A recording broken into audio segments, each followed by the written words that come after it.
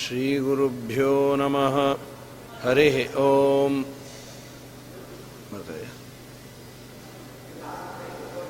पान्त्वस्मान् पुरुहूतवैरिबलवन् मातङ्गमाद्यद्घटा कुम्भोच्चाद्रिविपाटनादिकपटुप्रत्येकवज्रायिताः श्रीमत्कण्ठीरवास्य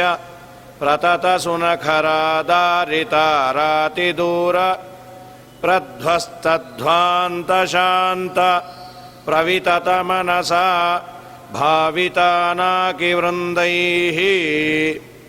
लक्ष्मीकान्तसमन्ततोऽपि कलयन् नैवेशितुस्ते समम् पश्याम्युत्तमवस्तु दूरतरतो पास्तं रसो योष्टमः यद्रोषोत्करदक्षनेत्रकुटिल प्रान्तोत्थिताग्निस्फुरत् खद्योतोपमविस्फुलिङ्गभसिता ब्रह्मेशशक्रोत्कराः। हरिः ओम्। श्रीमद्विष्णुङ्घ्रिनिष्ठा अतिगुणगुरुतमः श्रीमदानन्दतीर्थ त्रैलोक्याचार्यपादोज्ज्वलजलजलसत् पांसवोऽस्मान् पुनन्तु। वाचाम्यत्र प्रणेत्री त्रिभुवनमहिता शारदा शारदेन्दु ज्योत्स्ना भद्रस्मितश्री धवलितककुभा प्रेमभारम्बभारा उत्कण्ठा कुण्डकोला हलजवविदिता जस्रसेवानुरुद्ध प्राज्ञात्मज्ञानदूतां धतमससुमनो मौळिरत्नावलीनां भक्त्युद्रेकावगाढ प्रघटनसघटात् कारसङ्घर्ष्यमाण प्रान्तप्राग्राङ्घ्रिपीठोत्थितकनकरजः पिञ्जरारञ्जिताशाः जन्माधिव्याध्युपाधि प्रतिहतिविरहप्रापकाणां गुणानाम् अग्र्याणाम् अर्पकाणां चिरमुदितचिदा नन्दसन्दोहदानाम् एतेषामेष दोष प्रमुषितमनसां द्वेषिणां दूषकाणां दैत्यानामर्तिमन्धे तमसि विदधतां संस्तवेनास्मि शक्तः। अस्याविष्कर्तुकामं कलिमलकलुषेऽस्मिन् जने ज्ञानमार्गं वन्द्यं चन्द्रेन्द्ररुद्र द्युमणिफणिवयो नायकाद्यैर्यहाद्य मध्वाख्यं मन्त्रसिद्धं किमुत कृतवतो मारुतस्यावतारं पातारं पारमेष्ठ्यं पदमपविपदः प्राप्तुरापन्नपुंसाम् उद्यद्विद्युत्प्रचण्डां निजरुचिनिकरव्याप्तलोकावकाशो बिभ्रद्भीमो भुजेयो भ्युदितदिनकराभाङ्गदाढ्यप्रकाण्डे वीर्योद्धार्यां गदाग्र्याम् अयमिह सुमतिं वायुदेवो विदध्यात् अध्यात्मज्ञाननेता यतिवरमहितो भूमिभूषामणिर्मे संसारोत्तापनित्योपशमदसदय स्नेहः साम्बुपूर प्रोद्यद्विद्यानवद्य द्युतिमणिकिरणश्रेणिसम्पूरिताशः श्रीवत्साङ्काधिवासो चिततरसरळ श्रीमदानन्दतीर्थ क्षीराम्भोधिर्विभिन्द्यात् भवदनभिमतं भूरि मे भूतिहेतुः मूर्धन्ये शोञ्जलिर्मे दृढतरमिहते बध्यते बन्धपाश क्षेत्रे धात्रे सुखानां भजति भुवि भविष्यत् विधात्रे द्युभर्त्रे अत्यन्तं सन्ततं त्वं प्रदिशपदयुगे हन्त सन्तापभाजाम् अस्माकं भक्तिमेकां भगवत उत ते माधवस्याथवायोः साभ्रोष्टाभीषुशुभ्र प्रभमभयनभो भूरि भूभृद्विभूति भ्राजिष्णुर्भूर्रुभूणां भवनमपि विभो भेदि बभ्रे बभूवे येन भ्रूविभ्रमस्ते भ्रमयतु सुभृशं बभ्रुवद्दुर्भृताशान् भ्रान्तिर्भेदावभास स्त्वितिभयमभिभूर्भोक्ष्यत मायि भिक्षून् एमुं भावं भजन्ते सुरमुखसुजनाराधितन्ते तृतीयं भासन्ते भासुरैस्ते सहचरचलितैश्चामरैश्चारुवेशाः वैकुण्ठे कण्ठलग्न स्थिरशुचिविलसत्कान्तितारुण्यलीला लावण्यापूर्णकान्ता कुचभरसुलभाश्लेष सम्मोदसान्द्राः आनन्दान्मन्दमन्दा ददति हिमरुतः कुन्दमन्दारनन्द्या वर्तामोदान्दधाना मृदपदमुदितोद्गीतकैः सुन्दरीणाम् वृन्दैरावन्द्यमुक्तेन्द्वहिमगुमदना हीन्द्रदेवेन्द्रसेव्ये मौकुन्दे मन्दिरेऽस्मिन् अविरतमुदयन् मोदिनान् देवदेवा उत्तप्तात्वित्कटत्विट् प्रकटकटकटध्वानसङ्घट्टनोद्यत् विद्युद्व्यूढस्फुलिङ्ग प्रकरविकरणोत् क्वाथिते बाधिताङ्गान् उद्गाढं पात्यमाना तमसि ततयितः किङ्करैः पङ्किलेते पङ्क्तिर्ग्राम्णां गरिम्णा ग्लपयति भवद्वेषिणो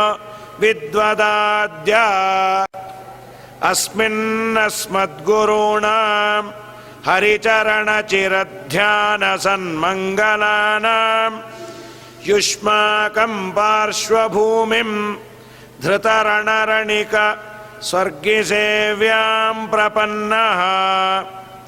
यस्तोदास्ते सास्ते अधिभवसुलभ क्लेशनिर्मोकमस्त प्रायानन्दं कथञ्चिन् नवसति सततं पञ्चकष्टेति कष्टे क्षुत्क्षामान् रूक्षरक्षो रदखरनखर क्षुण्णविक्षोभिताक्षान् आमज्ञानन्धकूपे क्षुरमुखमुखरैः पक्षिभिर्विक्षताङ्गान् पूयासृङ्मूत्रविष्ठा कृमिकुलकलिले तत्क्षणक्षिप्तशक्त्याद्यस्त्रौ रातार्दितां स्वद्विष उपजिहते वज्रकल्पाजलूकाः मातरमे मातरिष्वन् पितरतुलगुरो भ्रातरिष्टाप्तबन्धो स्वामिन् सर्वान्तरात्मन् अजरजरयितः जन्ममृत्यामयानाम् गोविन्दे देहि भक्तिं भवति च भगवन् ऊर्जितां निर्निमित्तां निर्व्याजां निश्चलां सद्गुणगणबृहतीं शाश्वतीं आशुदेवा विष्णोरत्युत्तमत्वात् अखिलगुणगणैः तत्र भक्तिं गरिष्ठां संश्लिष्टे श्रीधराभ्याम् अमुमथ परिवारात्मना सेवकेषु यः सन्धत्ते विरिञ्च श्वसन विहगपानन्तरुद्रेन्द्रपूर्वे स्वाध्यायं स्तारतम्यं स्फुटमवति सदा वायुरस्मद्गुरुस्तम् तत्त्वज्ञानमुक्तिभाजः सुखयसि गुरो योग्यता तारतम्यात् आधत्से मिश्रबुद्धीन् त्रिधिव निरयभू गोचरान्नित्यबद्धान् तामिश्रान्धाधिकाख्ये तमसि शुभफलं दुःखयस्यन्यथा ज्ञान् विष्णोराज्ञाभिरित्थं श्रुतिशतमितिहासादिचाकर्णयामः वन्देऽहं तं हनुमान् इति महितमहापौरुषो बाहुशाली ख्यातस्तेऽग्र्योऽवतारः सहित इह बहुब्रह्मचर्यादि धर्मैः सस्नेहानां सहस्वान् अहरहरहितं निर्दहन् देहभाजाम् अम्हो मोहापहो यः स्पृहयति महतीं भक्तिमद्यापि रामे प्राक्पञ्चाशत्सहस्रैः व्यवहितममितं योजनैः पर्वतं त्वं यावत् सञ्जीवनाद्यौषधनिधिमधिक प्राणलङ्कामनैषीः अद्राक्षीदुत्पतं तं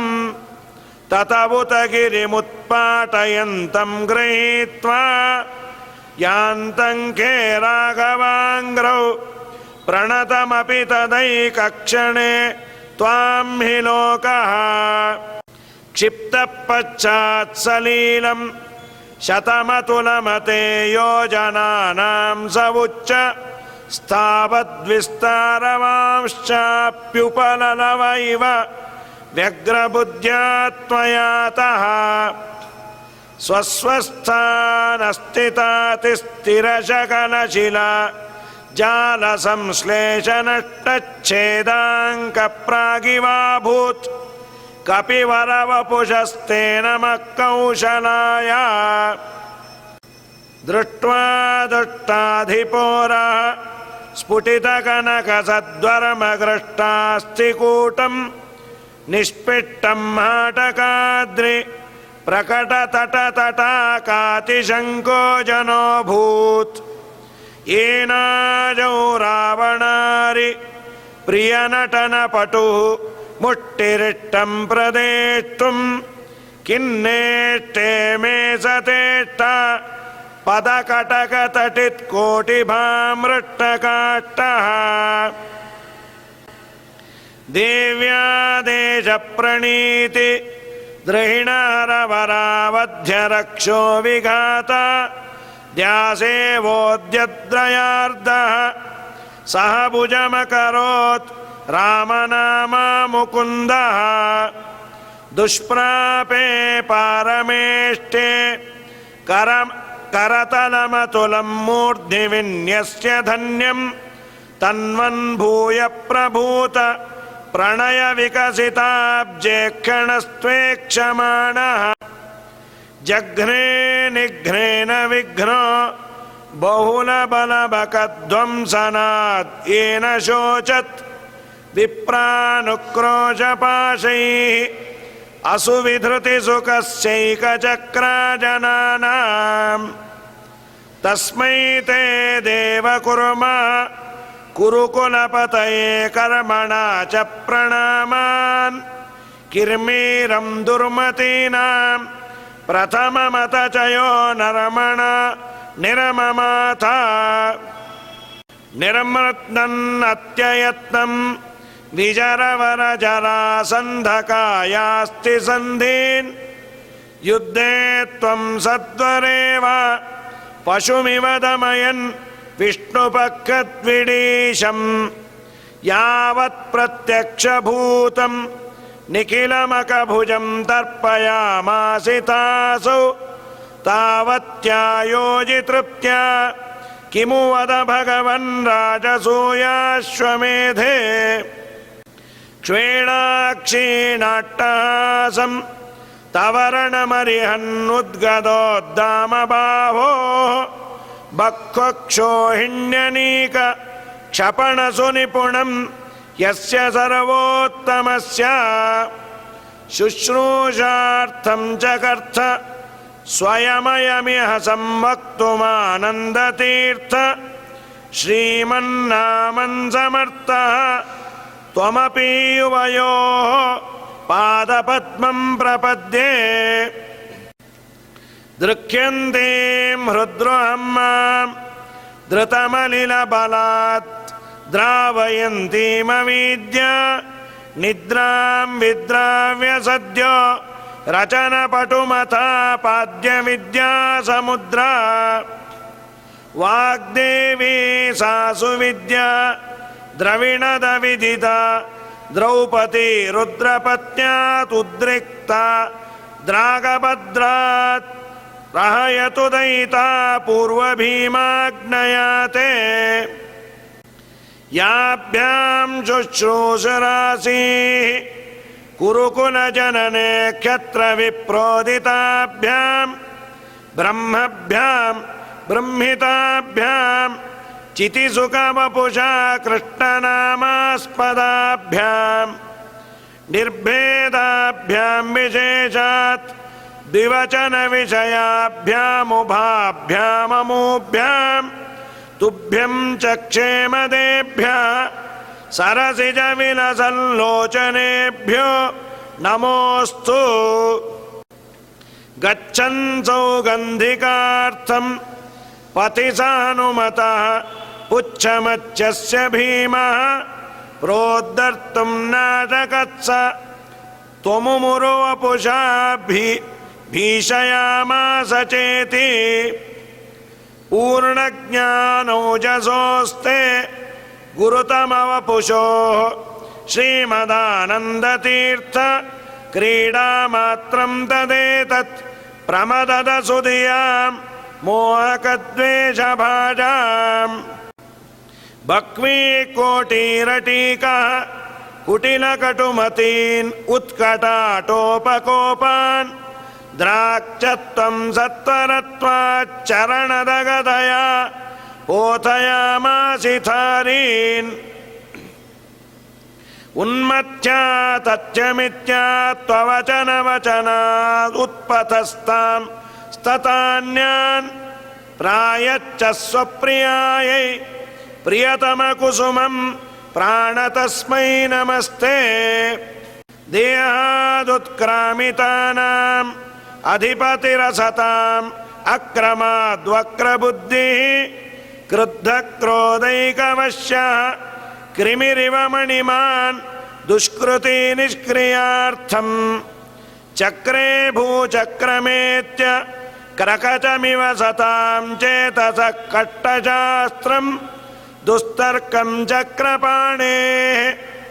गुणगणविरहं जीवतां चाधिकृत्य तद्दृष्प्रेक्षानुसारात् कतिपयकुनरैरादृतोऽन्यैर्विसृष्टो ब्रह्माहं निर्गुणोऽहं विततमिदमिति ख्येशपाषण्डवादः तद्युक्त्या भासजाल प्रसरविशतरुद्दाहदक्षप्रमाण ज्वालामालाधराग्निः पवन विजयते देवतारस्तृतीयः आक्रोशन्तो निराशा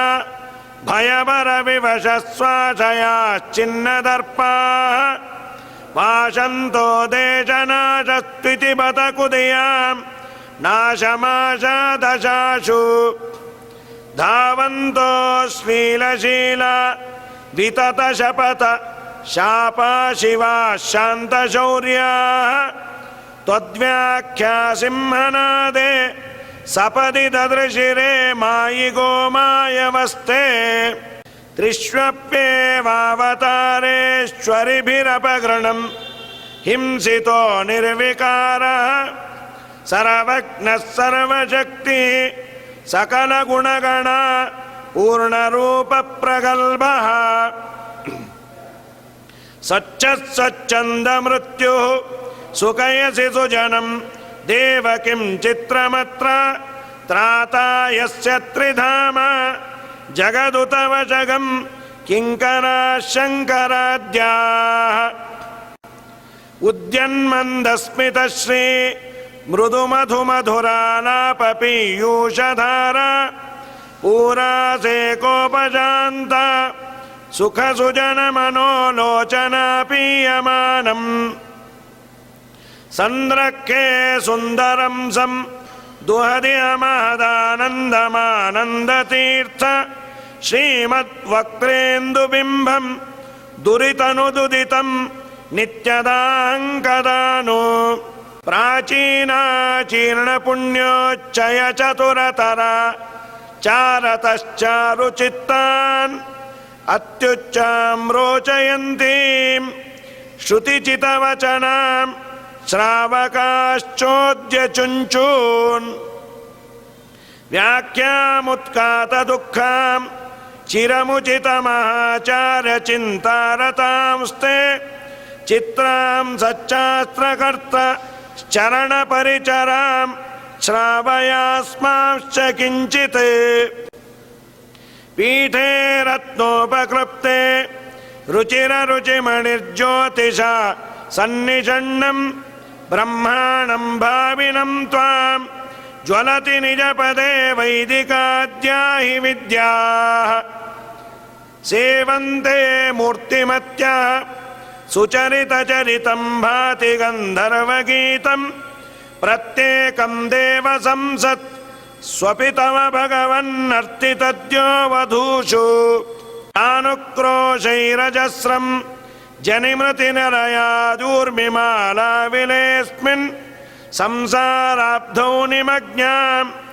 चरणमचरणानिच्छतो वीक्ष्य जन्तून् युष्माभिप्रार्थितः सन् जलनिधिशयनः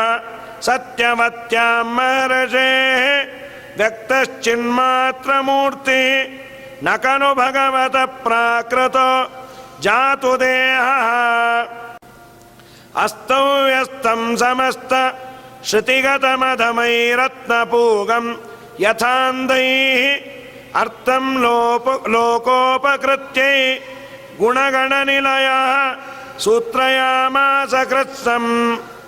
योऽसौ व्यासाभिधानस्तमः महरः भक्तितस्त्वत्प्रसादात् सद्यो विद्योपलब्ध्यै गुरुतमम गुरुं देवदेवं नमामि आज्ञामन्यैरधार्यां शिरसि परिसरद्रश्मिकोटिरकोटौ कृष्णश्चाक्लिष्टकर्मा दददनुसरणादर्थितो देवसङ्घैः भूमावागत्य भूमन् असुकरमकरोः ब्रह्मसूत्रस्य भाष्यं दुर्भाष्यं यस्य दस्योः मणिमतमुदितं वेदसद्युक्तिभिस्त्वं भूत्वा क्षेत्रे विशुद्धे द्विजगणनिलये रूप्यपीठाभिधाने तत्रापि ब्रह्मजातिस्त्रिभुवनविशदे मध्यगेहाख्यगेः पारिव्राज्याधिराजः पुनरपि बदरीं प्राप्य कृष्णं च नत्वा कृत्वा भाष्याणि सम्यक् व्यतनुत च भवान् भारतार्थप्रकाशम् ವಂದೇ ತಂತ್ವಾಸು ಪೂರ್ಣ ಪ್ರಮತಿಮನುದಿನಾ ಸೇವಿತಂ ದೇವವೃಂದೈಃ ವಂದೇ ವಂದಾರುಮೀಚೆ ಶ್ರಿಯವುತ ನಿಯತಂ ಶ್ರೀಮದಾನಂದತೀರ್ಥಂ ವಂದೇ ಮಂದಾಕಿನಿ ಸತ್ ಸರಿದಮಲಜಲಾಸೇಕಸಾಧಿಕ್ಯ ಸಂಗಂ ವಂದೇಹಂ ದೇವಭಕ್ತ್ಯಾ ಭವಭಯದಾನಂ ಸಜ್ಜನಾನ್ ಮೋದಯಂತಂ ಸುಬ್ರಹ್ಮಣ್ಯಾಖ್ಯಸೂರೇ ಸುತೈತಿ ಸುಭೃಶಂ ಕೇಶವಾನಂದತೀರ್ಥ ಶ್ರೀಮತ್ಪಾದಾಬ್ಜಭಕ್ತ ಸ್ತುತಿಮಕೃತಹರೇಃ ವಾಯುದೇವಸ್ಯ ಚಾಸ್ಯ ತತ್ಪಾದಾರ್ಚಾದರೇಣ ಗ್ರಥಿತಪದಲಸನ್ಮಾಲಯ ತ್ವೇತಯಾಯೇ ಸಂರಾಧ್ಯಾಮೂನಮಂತಿ ಪ್ರತತಮತಿಗುಣಾ ಮುಕ್ತಿಮೇತೆ ವ್ರಜಂತಿ ಓಂ ಪಾಂತ್ವಸ್ಮಾನ್ ಪುರುಹೂತವೈರಿಬಲವನ್ ಮಾತಂಗಮಾದ್ಯದ್ಘಟ ಕುಂಭೋಚ್ಚಾದ್ರಿವಿಪಾಟನಾಧಿಕಪಟು ಪ್ರತ್ಯೇಕವಜ್ರಾಯಿತಾ ಶ್ರೀಮತ್ಕಂಠೀರವಾಸ್ಯ ಪ್ರತತಸುನಕರಾದಾರಿತಾರಾತಿದೂರ ಪ್ರಧ್ವಸ್ತಧ್ವಾಂತಶಾಂತ ಪ್ರವಿತತಮನಸಾ ಭಾವಿತಾನಾಕಿವೃಂದೈಃ ಲಕ್ಷ್ಮೀಕಾन्तಸಮन्तತೋऽಪಿ ಕಲಯನ್ ನೈವೇಶಿತುಸ್ತೆ ಸಮಂ ಪಶ್ಯಾಮ್ಯುತ್ತಮವಸ್ತು ದೂರತರತೋ ಪಾಸ್ತಂ ರಸೋ ಯೋಷ್ಟಮಃ ಯದ್ರೋಷೋತ್ಕರ ದಕ್ಷನೇತ್ರಕುಟಿಲಪ್ರಾಂತೋತ್ಥಿತಾಗ್ನಿಸ್ಫುರತ್ ಖದ್ಯೋತೋಪಮ ವಿಸ್ಫುಲಿಂಗಭಸಿತಾ ಬ್ರಹ್ಮೇಜ ಚಕ್ರೋತ್ಕರಾಃ ಹರಿ ಓಂ ಶ್ರೀಕೃಷ್ಣಾರ್ಪಣಮಸ್ತು.